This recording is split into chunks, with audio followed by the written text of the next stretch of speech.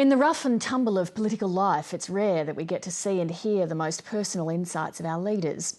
But that's about to change with the publication this weekend of the letters of Australia's longest-serving Prime Minister, Sir Robert Menzies, to his daughter, Heather Henderson. The book, Letters to My Daughter, contains 20 years of correspondence dating from 1955.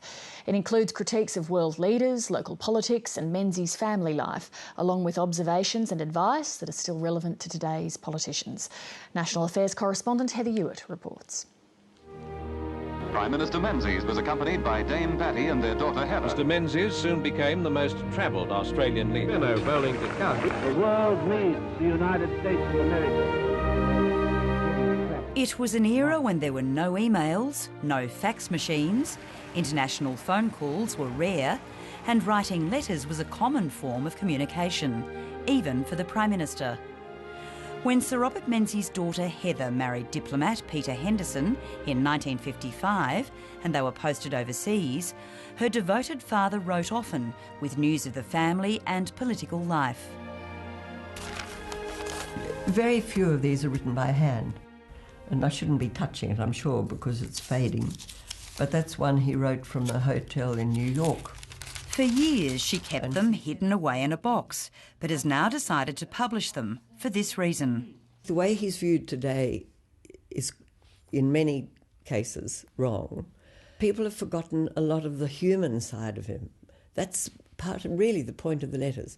They show the human side of him. They show his sense of humour.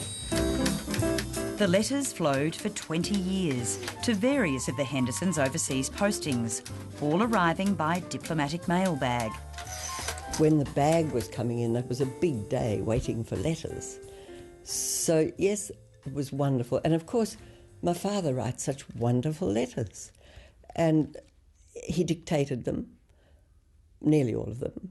And so it was almost as if he was speaking. You could hear him speaking. The Menzies government had He confided in his daughter at the height of his power and later in retirement. Why do you think he did confide in you so much? Oh, because we were very, very close. We thought the same way about a lot of things. I think I was probably very like him. And some of his observations could well be applied to today's political world.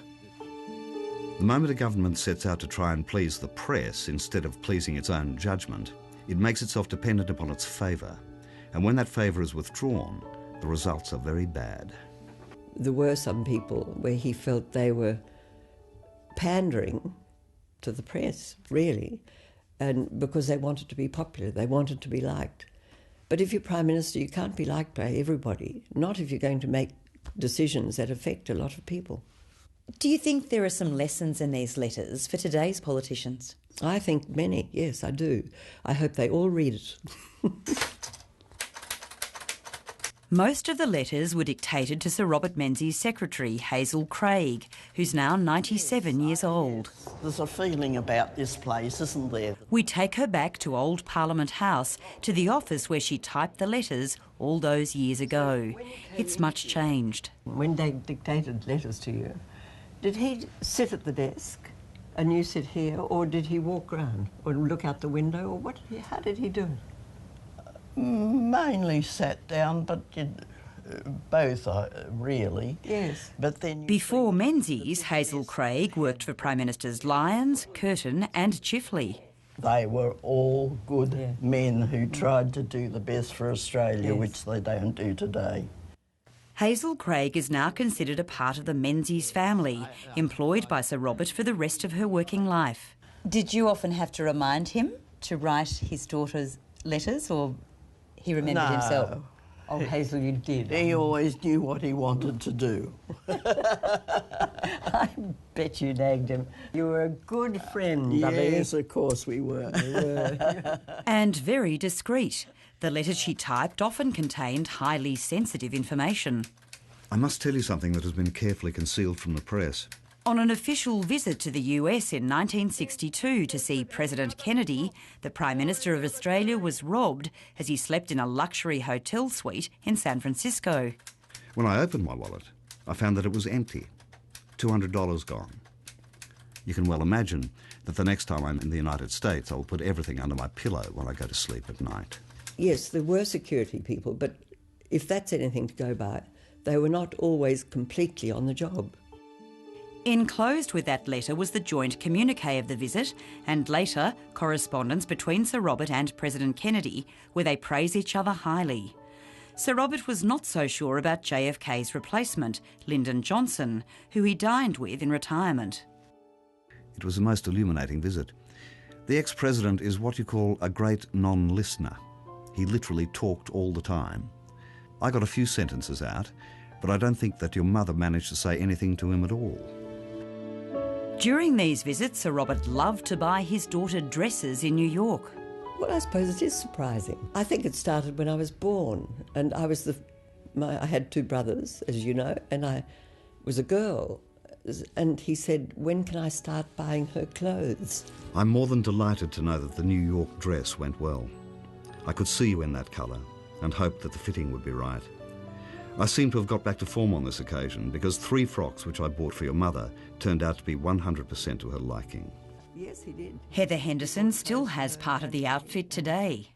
He loved doing it, and he was just dying to know if we liked them. So that was very important, that we liked them and that we wore them. And did you usually like them? Oh, yes, I did. Yes, I did. He had very good taste. Which maybe was why he wasn't impressed when Dame Zara Holt, wife of his successor Harold Holt, redecorated the lodge. The psychedelic hand of Zara Holt is heavy on the house. The guest rooms are painted in what I'm told is a shocking pink, and the colour certainly shocked me. I'm sorry for any guest who's not feeling well when he first encounters the blow. Tough words too for Billy McMahon, who he believed was trying to undermine the Prime Minister of the day, John Gorton, after Harold Holt drowned. That untrustworthy little scamp McMahon is already, I think, on the warpath. I hope he doesn't succeed, because while Gorton has grave defects of mental equipment and hard work and experience, McMahon is simply not to be trusted. He didn't hold back on saying what he thought. Mind you, some of it's not in the book. As the years passed, the letters show Sir Robert becoming increasingly despondent about the leadership of the party he'd founded and its direction. 8th of April 1974. My darling Heather, I write to you at a time when I think I've never felt worse about politics. The idiots who now run the Liberal Party will drive me right round the bend. Their last move is to deny supply to the present government in the Senate. Now, this is something that shocks me. Without going into it in great detail, I think it was not what he thought should have been done. He would have handled things differently. By this time, his health was failing and he'd suffered a stroke. I think his last years were not very happy. And I can remember him saying to me, my only ambition is to die. One of his final letters to his daughter on the family's last posting to Manila, as always, spoke of his love for them. And of course, give my love to yourself, who still remains the great, unalloyed joy of my life.